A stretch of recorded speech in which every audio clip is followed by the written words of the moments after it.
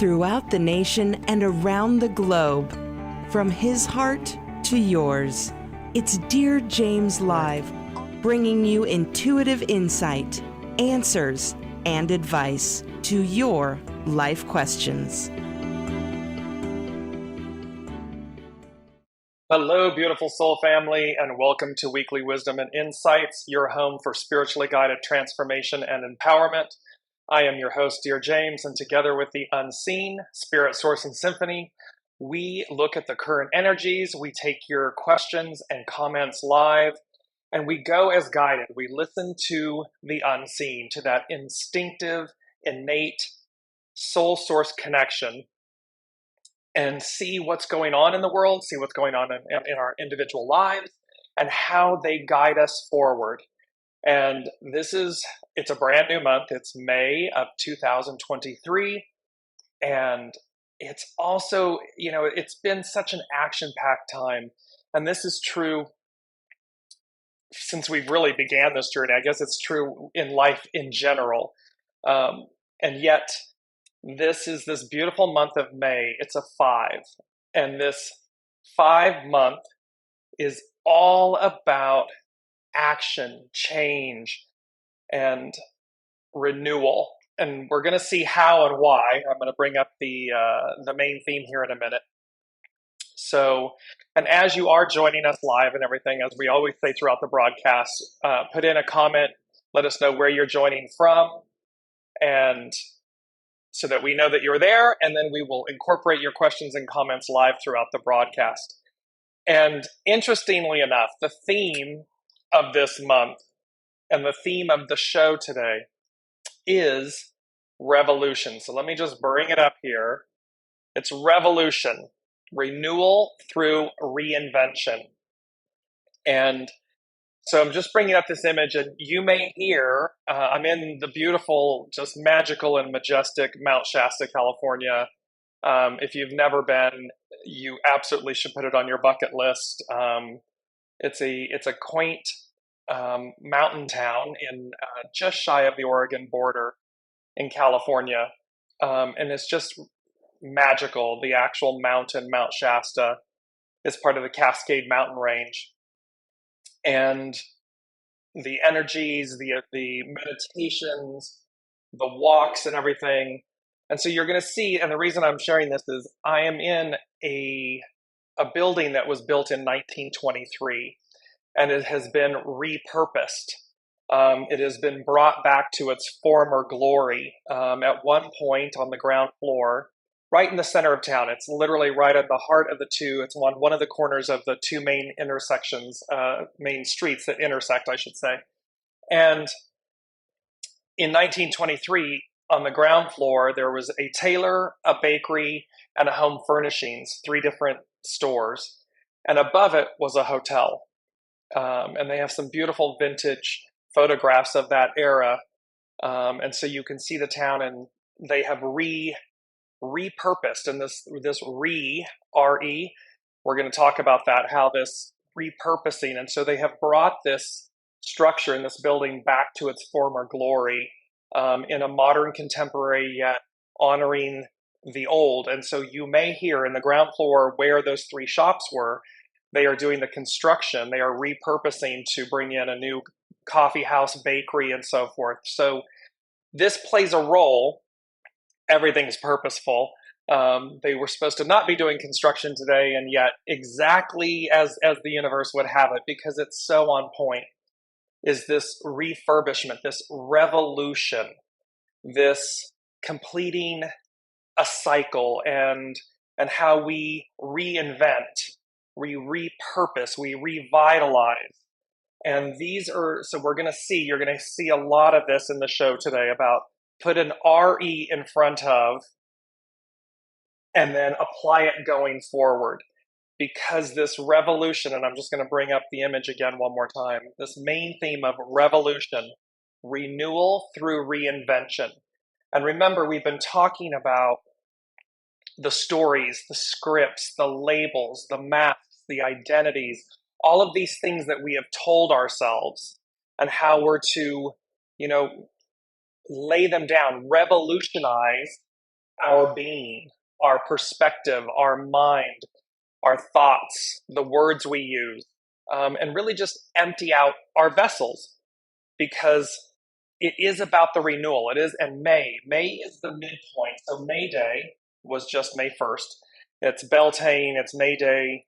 It's honored it's primarily Europe, and it's their equivalent of Labor Day for us in the United States. But it's also this midpoint. It was the midpoint between the spring equinox and the summer solstice. And now this rebirth, this renewal. And May is Maya. It's a Greek goddess, Maya. And of course, she's about abundance, fertility. And so you can see this theme, this big theme about the divine feminine and how we are bringing, she's back. She's here, she's back, she's prevalent, and she is imploring us to empty our vessels, to really move forward in a way that releases the old, that it honors the old, but it releases the old. Because again, each time, each time has its season, right? Its reason, its season, its purpose, its value, its lessons, its challenges, its opportunities. And yet we're not meant to hold stagnant in any energy or any time period. And so just like where I'm staying right now at Mount Shasta, the beauty of the fact that this building has been revitalized, restored, brought back. And when you're here, and this is true of any location, it's just, you imagine, especially with the black and white photographs of the era and the town and this particular structure and street and everything, you imagine who came before you, who stayed in the room that you're in, who visited Mount Shasta, California in this instance, who actually constructed it. And what it tells you a story, and it opens you up to see that in essence, literally, this is 1923, so it's 2023, it's 100 years, it's a century of souls, of living, of creating, of structuring, of experiencing. And the moment now, this moment of revolution, and remember, Pluto moving into Aquarius, it's not since the French and American revolutions, the Industrial Revolution, the Age of Enlightenment. And so here we come full circle again. We're coming around again to this completion of a grand period, and we're advancing. And so the unseen, and certainly the divine feminine, is saying to all of us, look at what's on offer for you. Look at what is possible. Look at what is already innate within you. Springtime, what's innate within you, the seeds germinating that have been waiting patiently to be brought out, brought forth. Because now is the time. Now is the time for this revolution. And so I'm going to put my specs on, and hello Olivia, hello Colleen, hello Alicia, hello Kelly Marie, hello Lorna. Welcome, welcome, welcome. So let me just bring up really quickly, I'm going to tell you the definition of revolution. There's a couple here, and it says the action by a celestial body of going round in an orbit or elliptical course, the time taken by a celestial body to make a complete round in its orbit. There's also a completion of a course as of years, completion. But it's also about a sudden, radical, or complete change. And remember, I keep saying that, I'm going to try to not do that, but here's that beautiful image. If let me find it. Oh, and maybe I took it out. Well, I think I took it off. It's about metamorphosis, change, that beautiful image of the iridescent butterflies. And that is the moment we're in, this sudden, radical, and complete change. It can be a fundamental change in political organization, or the activity or movement designed to affect fundamental change. You get the idea. Fundamental change, advancement, moving forward, releasing the old, releasing the past, no longer being confined and bound Remember, here it is. The devil to the lovers, from this,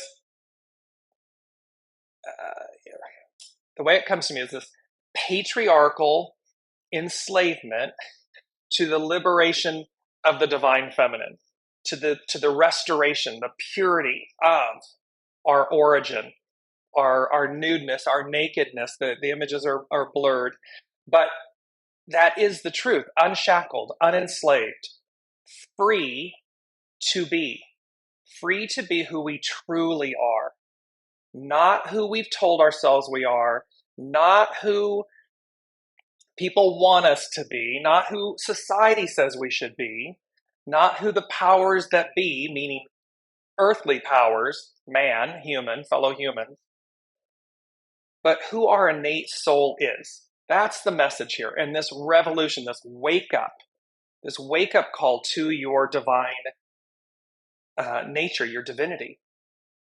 And that is what here, Imagi, remember Imagi, return to the mother, freedom, manumission, freedom from enslavement, liberation, freedom from debt.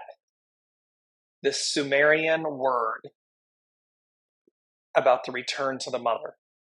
So we've got some action packed. Let me know how this is resonating. Are you feeling the energies of, because the way it's coming to me right now at the moment is, we can literally see on the world stage, we can see the declination of the divine masculine. We can see how it's trying to cleave to its power and how it doesn't want to give up that power. And yet you can also see in these institutions, governance, countries, peoples, you can see these shifts, these transformational changes, and how it's a little bit unsteady. And yet there's just this beauty. It's springtime in the northern hemisphere. It's fall, autumn in the southern hemisphere. Two very powerful, beautiful seasons of transition, of growth, of shedding, of our hexagram today is 49, molting, this molting and revolution, change. So let me know in the comments, are you aware of the change? Are you feeling the change? Can you see the divine feminine in yourselves and others and see its prosperity, her abundance, her liberation, her freedom? Because it's going to start within. It's going to come from within and blossom out. It's just like spring and like fall, this molting and shedding, the growing. And of course we've got to, it's like the snake with the, it comes out of hibernation, but it sheds its skin. It sheds its old layers, its old identities, so as to be renewed, reborn. And so that is where this revolution, so both the cycle and this moment in time is coming. And I just want to share as well before I jump in. So I had an experience in Agora, Malibu Agora area a couple of weeks ago while I was there, and I came into a gelato shop, and there was this table of individuals, and they were working with divination cards, tarot, other oracle cards. And one of the decks was the Star Tarot. It's by Kathy McClelland. Little shout out to some kin of one of our listeners. And what was very interesting is I looked in Malibu, I looked in Ojai, I looked in Santa Barbara, in the metaphysical spiritual shops for this tarot deck. And all along I had a feeling I'm going to find it in Mount Shasta, because many things have originated here for me. Well, I did, and I found it. And here's the point. I'm just giving you a little of the backstory, and then here's why this is important. The foreword is written by Mary K. Greer. And she says, tarot originated at the dawn of the Renaissance in 15th century northern Italy.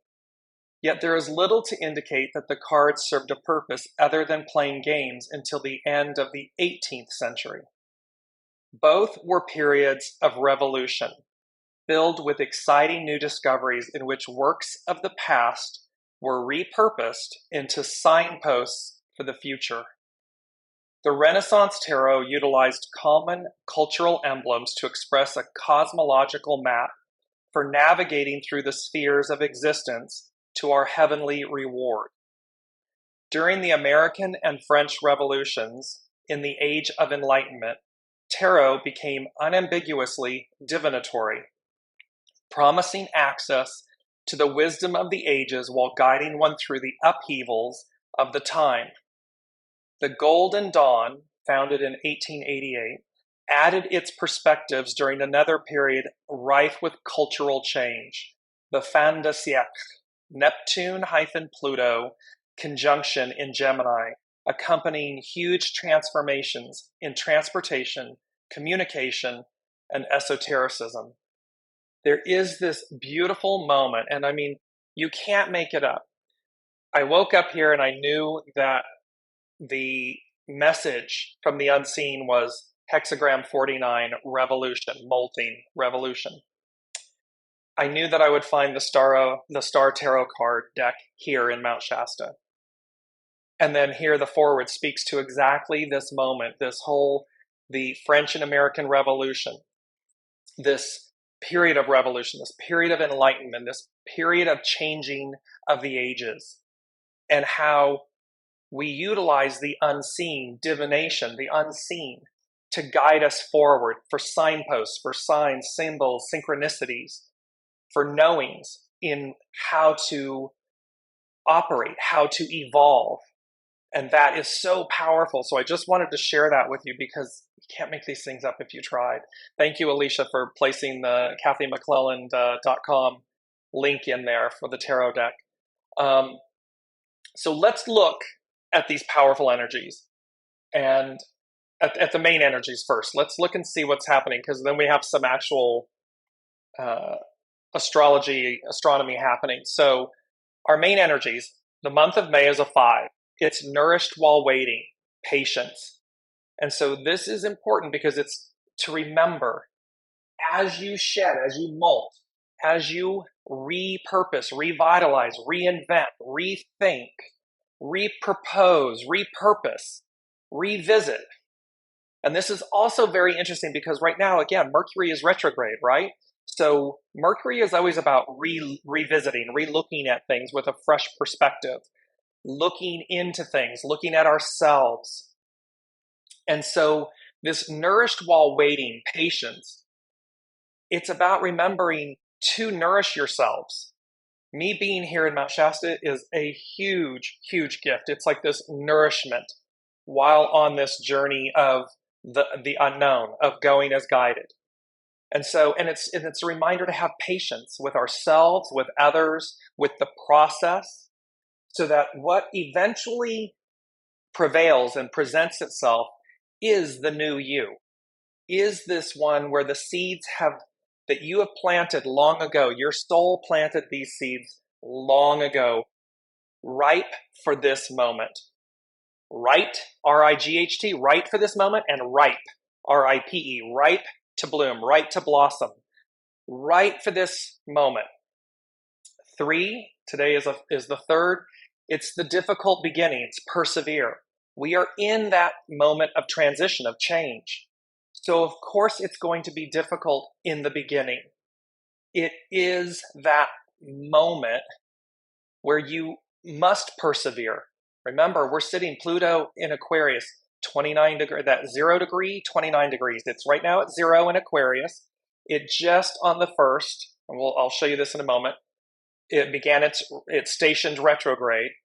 It's going to slightly regress back to the 29th degree, that degree of faith, and that anaretic degree, and then it's going to fully move forward come January, I believe it's January 21st of 2024, and it'll be for the next 20 years. So here they're showing us this period of revolution, of reinvention, of renewal, of enlightenment, and how it changed our world. It changed peoples and the world and countries and industries and governments and the entire thing, because it revolutionized our existence, our interaction, our relationships, our way of life. And this, remember, they've said to us, it's like what happened in the Saturn Pisces piece, that from 1993 to 1999. It's like those experiences, but on steroids, because it's going to be about the collective. It's going to be about how we as a people change, and the change is for the greater whole, for we the people in totality. How does what I do, how does what I contribute matter for the collective good? And by a byproduct, we receive something individually, micro, macro. So we have this difficult beginnings, we persevere. It's a 7-year, all year long. So that army legions, that correct discipline, go as guided, do the right thing for the right reasons, and the rest will come. It's about doing right by yourself and then also by others. Because when we do right by ourselves, when we're true and honest with ourselves, then that same gift of purity, of transparency, of openness transcends, ripples out. And of course, that's what we want to then receive back. So we've got this correct discipline, and armies, legions. We have, a plethora on the unseen, on the side of the unseen, uniting with us. There's number 8, this uniting, because the 5 and 3 become an 8. And this uniting, coming together, coming to meet. And you're going to see how that same unity and uniting is in hexagram 49. And then, of course, the overall theme, 49, revolution, molting, to transform. And it's so, I'm beaming with excitement. I will not lie to you. This has been, since I embarked, and I think I've been in 9 places in 3 months. The human, the human gets tired, and so forth, and yet persevere, because there's a transformation occurring, and it's leading you. The unseen will lead you. Your soul source connection will lead you to a higher octave of yourself, to something you never realized is possible or allowed, or maybe you did, and yet you buried it, you put it away. You said at the moment or the time it wasn't attainable.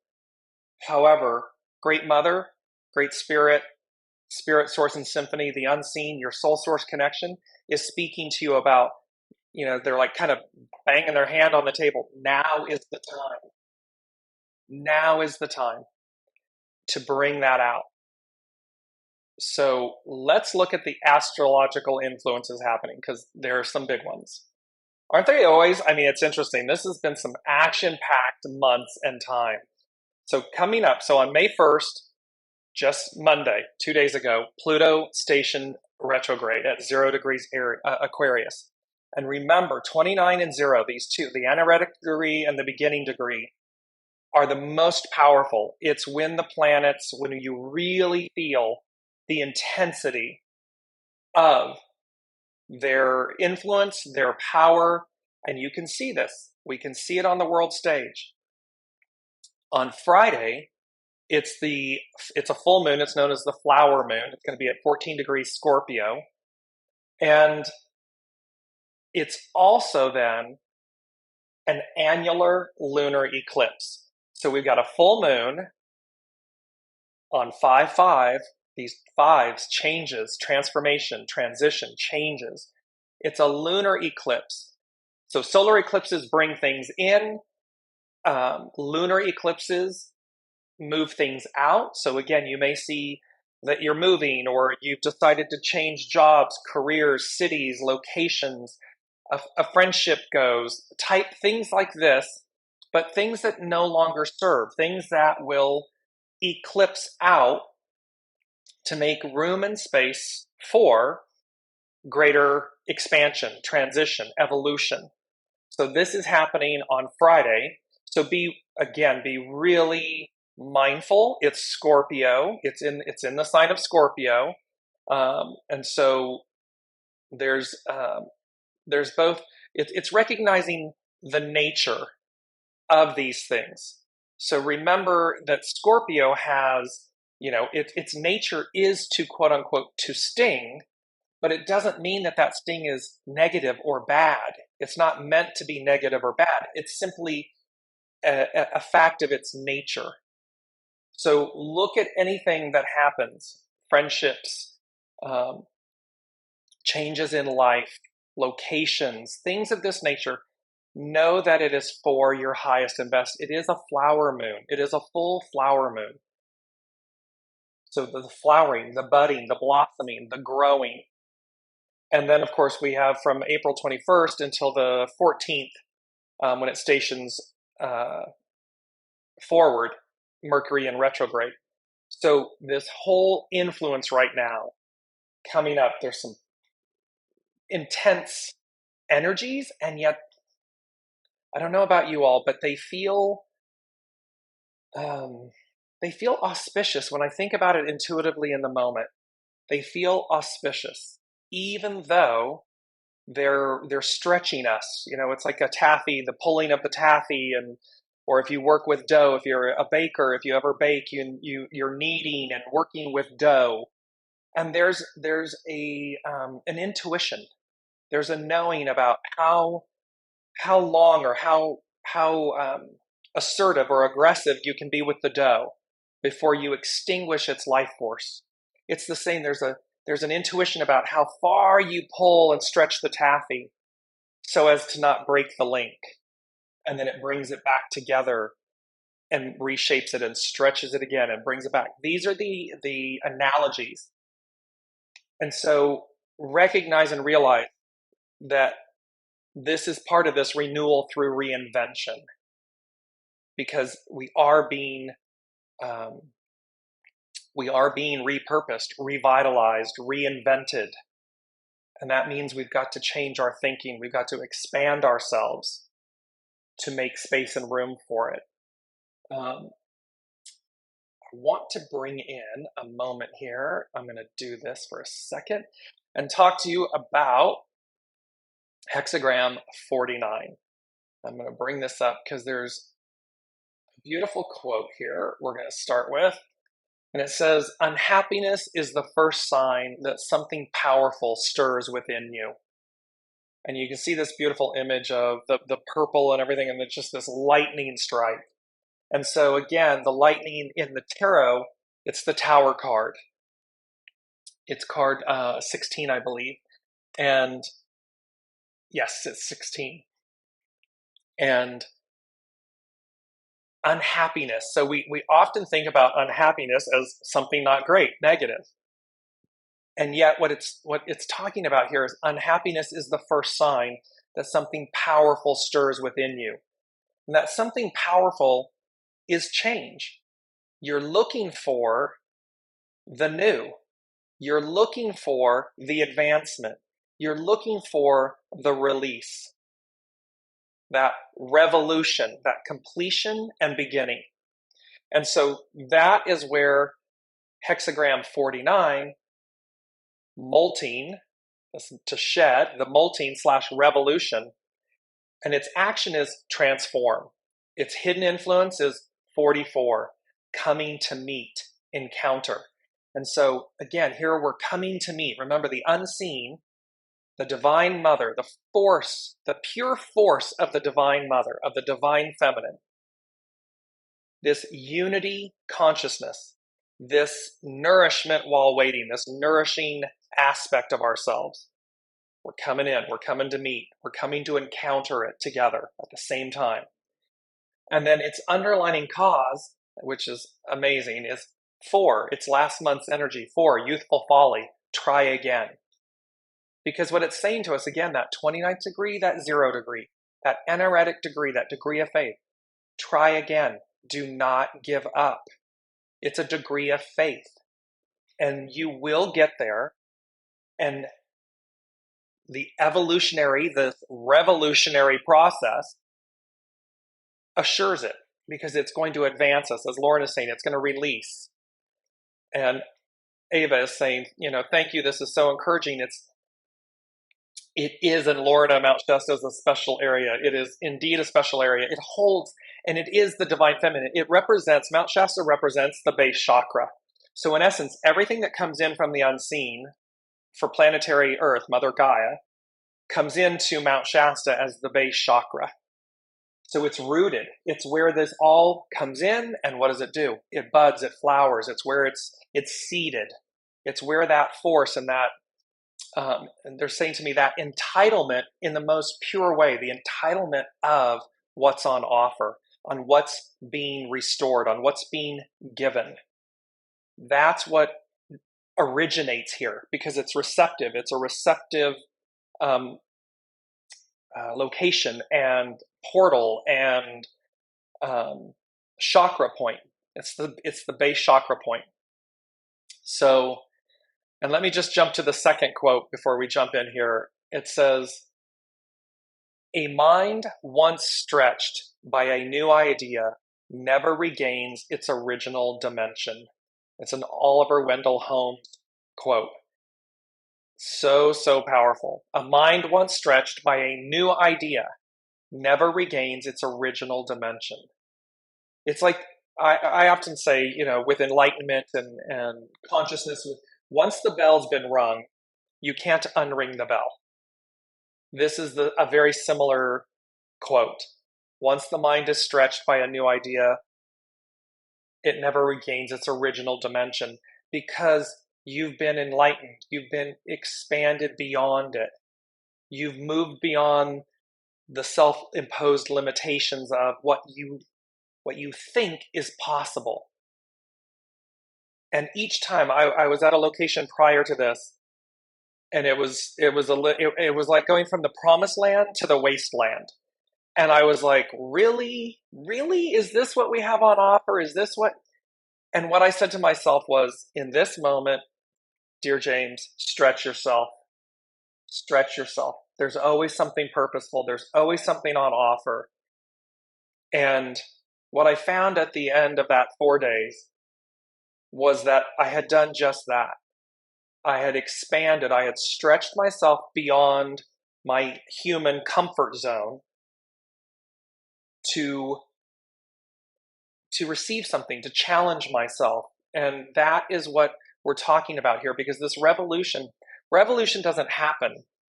I mean, think about the French and American revolutions. Any form of revolution, whether it's a completion around an orbit, a time period, a cycle, or whether it's a revolution in terms of the kind of the French and American of society and so forth, that doesn't happen if we stay in place, if we just stand in place, or if there's no unhappiness, because the unhappiness is stirring the desire for the new, for the advancement, for that cycle to regenerate. So, and molting, revolution is known as co in the I Ching, and it says co describes a situation that has come to a point where a revolution in thinking or action, and I would say or being, has become necessary, where a revolution in being has become necessary. The joyful lake has a fire burning beneath it, which brings the situation to a boiling point, and it transforms in the same way water can be vaporized. At the same time, Ko is the image of how animals and reptiles shed their skin in cycles. There may be nothing familiar left about the situation after it goes through revolution. The underlying cause of youthful folly showed a situation where repeated attempts can transform it. However, Ko suggests that sustained effort will be futile because a complete transformation is necessary. So see, here we're saying this. They're trying. The divine masculine, that patriarchal force, is trying to maintain. It's trying, but it's futile. It's futile because that era, the beauty of that era and all that it afforded, along with its shadow, its underbelly side, has completed itself. It's completed its revolution. Because remember, it advanced from the one prior. It was the advancement of the age prior. Well, now it's the divine feminine. It's the matriarchal divine feminine. It's her turn. And it's her turn to bring in this unity, this balance, this harmony, this purification, this nourishment, this renewal, this revitalization, this repurposing. I mean, imagine a repurposed human. I mean, we do it, we can think about it with buildings or locations or structures or, oh, this used to be this, and look how they've transformed it. They've revitalized it into this. I had that same experience. It's Paul-Lille in France. It's in the south of France. And it's Alfred Nobel's original dynamite factory. And so literally it was a mill town, a dynamite, a factory town, a company town. And all these years later, they have repurposed it into the most beautiful park, museum, educational offering.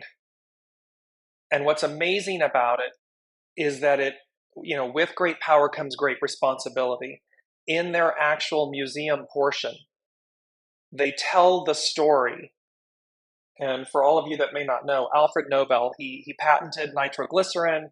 He then created dynamite from it with the intention for advancement, with the intention of part of the Industrial Revolution, this advancing humankind, and how we can build roads and bridges and blast through things that were perceived to be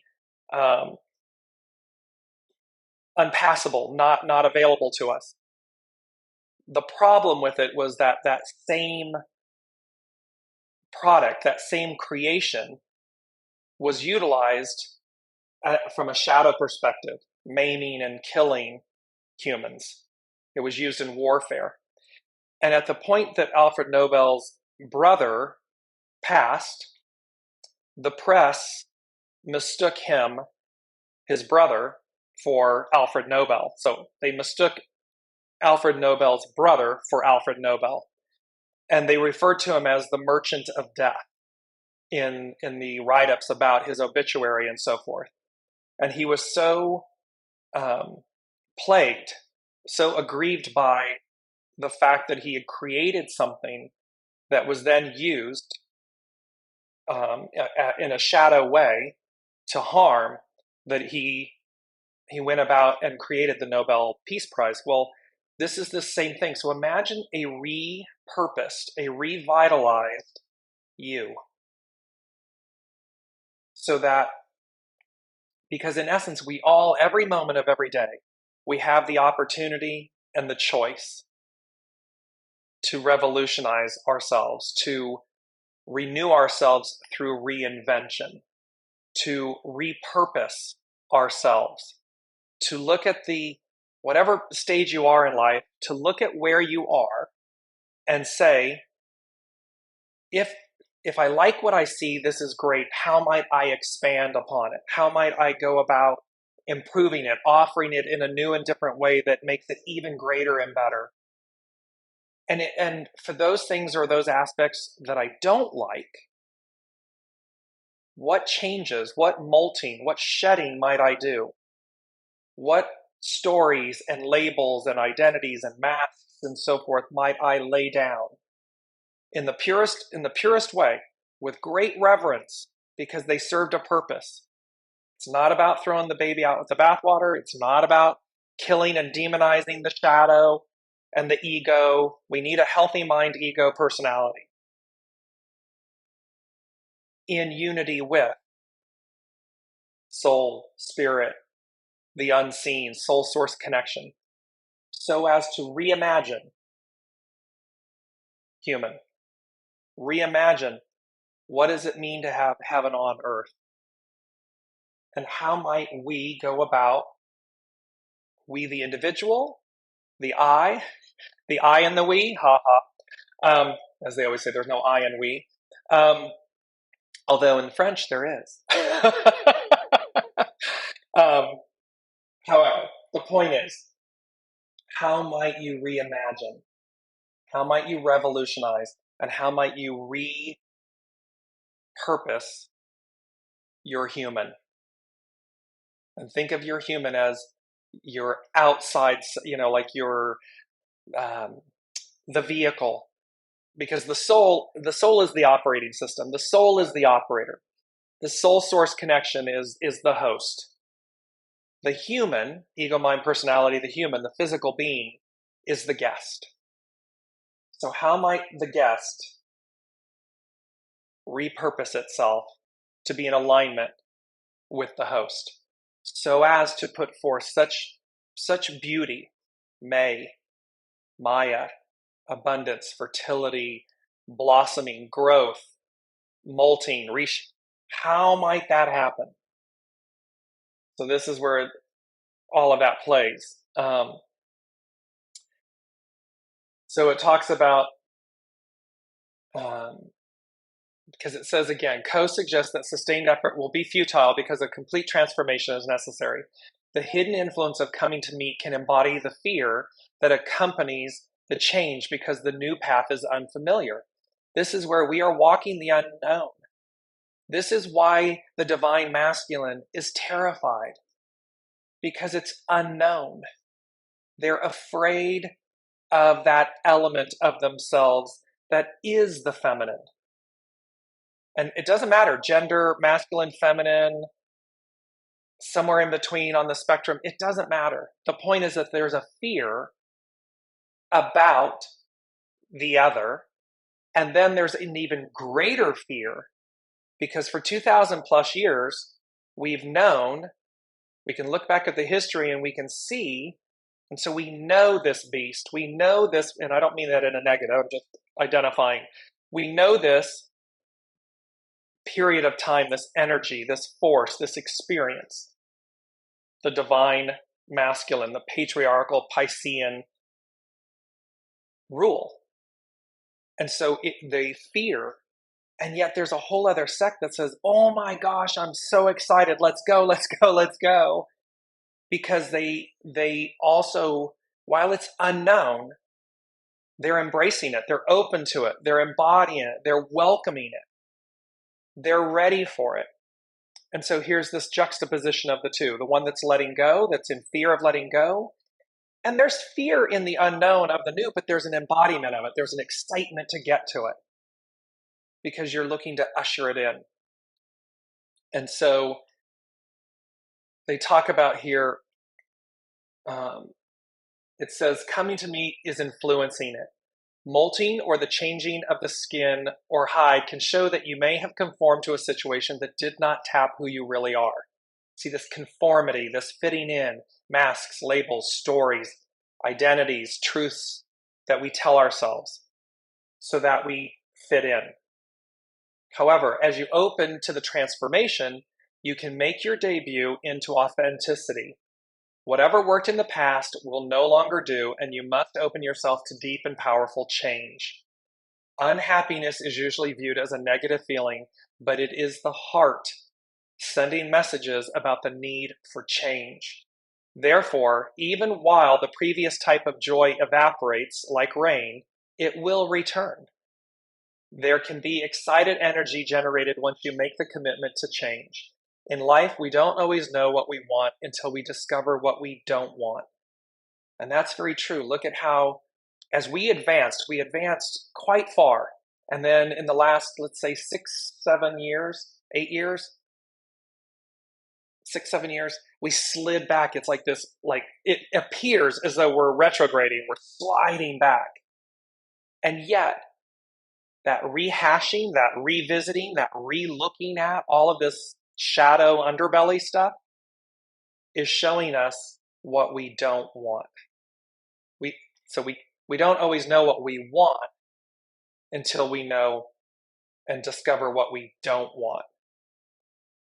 And so many of us are saying we don't want that. Been there, done that. We don't want that. We're marching forward. We want and are open to what's new. What's going to come in and usher in this new human, this new heaven on earth, this new me.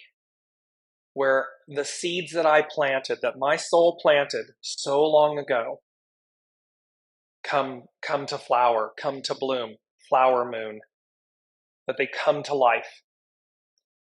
Co is a hexagram purely focused on truth, authenticity, and the discovery of real fulfillment. See, it's live, not Memorex. It's original intelligence, not artificial intelligence. It's truth, authenticity, real. Period. End of story. Have a nice day. It's not manufactured. Because you can't. The soul, you can't manufacture the soul. The soul is pure divinity. It's pure source energy. There's no replica for it, which means there's no replica of you. There's one of you. What did your soul say it would do? What did your soul say it came to experience and achieve? And really, what did your soul say? Because that may be the old operating system, the old. And then here's the new, right? So everything that's led up to this point is what they were just saying, what I just articulated. And then they're saying, okay, now in this moment, this May moment, looking forward, and everything's been building to it. What did your soul say it would receive? What's your soul's inheritance for all of this climbing, challenge, struggle? And yes, buried in there's all the golden opportunity is the ideal. For all of these works, now turn and pivot and say, what did my soul say it would receive? What are its gifts, its blessings, its renewal? See, we don't think about that, do we? Because we're constantly focused on climbing the mountain, on the ideal, on reaching the ideal. Does it ever occur? Put in the comments. Does it ever occur to us? Does it ever occur to you that there's an actual reward, that there's an actual blessing, that there's an actual gift, and it's already yours because your soul claimed it, brought it in, realized it before it ever came? It's quite a magical time. It's quite a magical time. So let's finish off here. There's some more they said the first thing was, again, everything. Rethink, repurpose, repropose, reinvent, relook at, revitalize, reimagine. Put an RE in front of it and be with it. Be with it. Not so much think it, because you can think something to death. We can monkey mind it and think it. Be it. Feel it. So as to see, is that something like with this eclipse coming up, this beautiful full flower moon, lunar eclipse, annular lunar eclipse? Is it something I need to release, let go of? There's a beautiful Sheila Haidt, the astrologer. I do this, she does this. Write down things on a piece of paper, take them out either somewhere safe or over the sink or with water in it or something. You write down these things that you would like to release. Take a pair of tweezers or tongs or something, light it, let it burn, and then down the garbage disposal, the toilet, something, just no setting fires to anything, but you get the idea. It's a release of anything. So you're writing at this moment to allow this annular lunar eclipse to wash away, take away this fire and water, this releasing of these lack items, shadow items, underbelly items that you want to release so as to make space. The second thing they said was, it's from Annie. They said the sun will come out tomorrow. It's the song by Alicia Morton from Annie, the play Annie, the musical. And there was something about the sun, S-U-N and S-O-N. The sun will come out tomorrow. And so remember, from a standpoint with Master Jesus, representing the connection between the Father, so the guest and the host, the Father and the Son, the love, the love of divinity, from source. This beautiful, and that the sun, the radiance of the sun will come out. It will shine through, it will illuminate. Third thing they said, powerful change, rebirth, renewal, growth. And so this month of May, this 5, there's an energy, there's a power, a force, an energy of powerful change, of forward movement that is ushering in, they're saying to me that's ushering in conscious awareness. Meaning, you may just have flashes of instantaneous conscious awareness, knowings, epiphanies, like expansion, where, remember, the mind, here's this beautiful quote, a mind once stretched by a new idea never regains its original dimension. So that's this type of powerful change, force, this expansion, this illumination, this kind of change that just ding, and you're like, oh, because again, we're repurposing, vitalizing, looking at yada, yada, yada. So it can literally be like this epiphany moment, and you know exactly what to do, or you hadn't seen it before. It didn't come into your conscious awareness.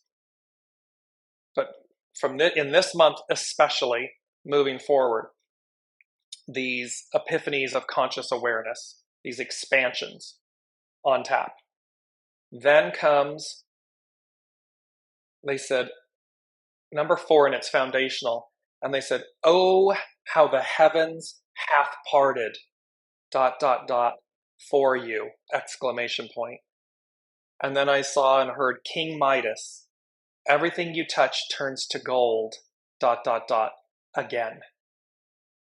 So in your individual lives, in the way you see, speak, think, interact, respond, don't react, especially coming this week and this weekend, and because we're finishing up, this is the bookend of the first set of eclipses, and it is the last on the Taurus Scorpio axis. We moved forward, and it'll be on the Aquarius, not Aquarius, Leo. It's on the Libra something, I'll tell you. I'm drawing a blank on the other axis. I know it's Libra, and I forget what's across from it. But they're saying to us, foundational, 4, oh, how the heavens hath parted for you. So the parting of the Red Sea. This is talking about, oh, how the heavens hath parted for you. King Midas, everything you touch turns to gold again. Prosperity, abundance, liberation, gold. And it comes with King Midas. Okay, remember, King Midas so adored gold, was so fascinated and caught up with it, one could say narcissistic about it, that what he touched turned to gold, because he was not in harmony and balance. He was imbalanced, and thus the result of that action was that everything he loved and adored, and remember, he reached out for his daughter and touched her, and she turned to gold. So while this gold, everything you touch turns to gold and it returns, with great power comes great responsibility. With great opportunity comes great responsibility. It is that 7 legions and correct discipline. Do so correctly.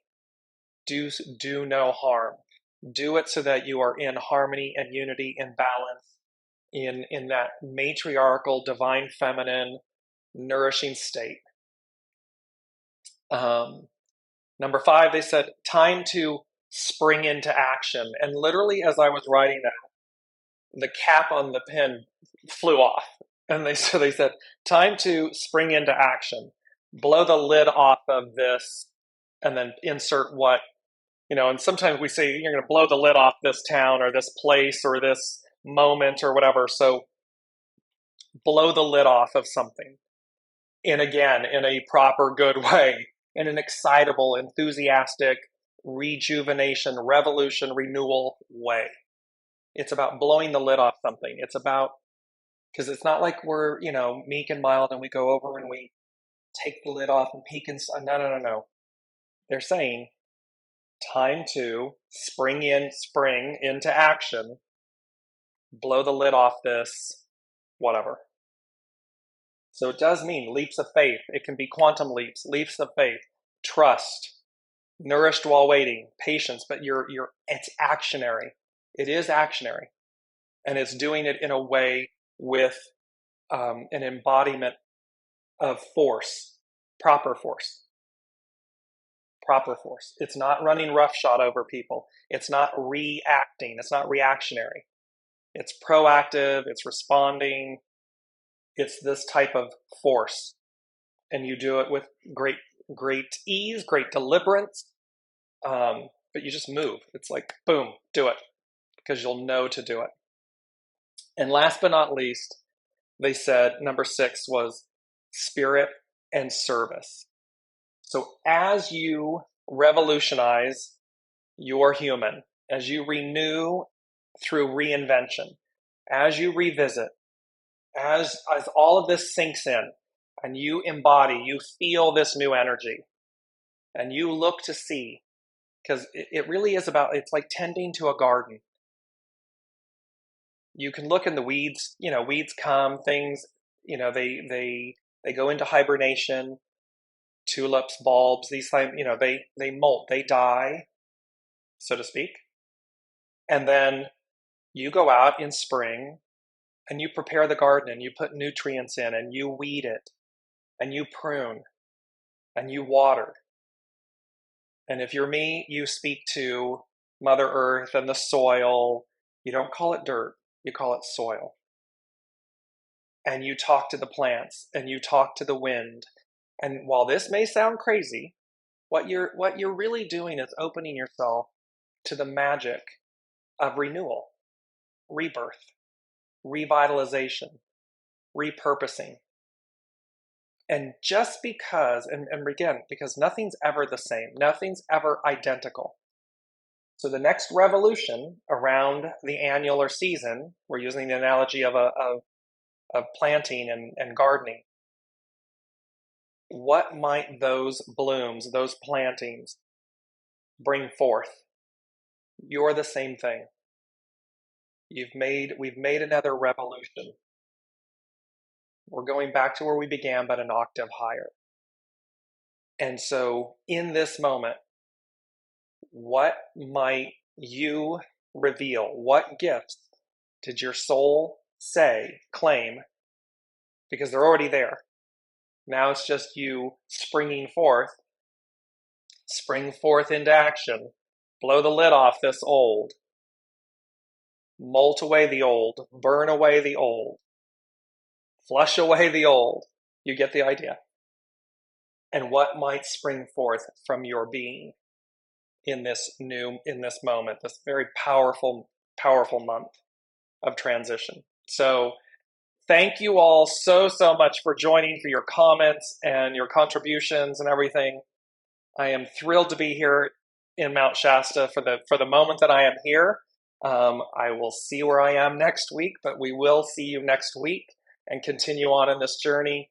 And in the meantime, be really, really, really patient, loving, and kind with yourself, and inspired by your own revolution, your renewal through reinvention. Love you all so much. We'll see you next week. You've been listening to Dearjames Live. Gain intuitive insight, answers, and advice to your life questions and so much more by tuning in next week and visiting dearjames.com.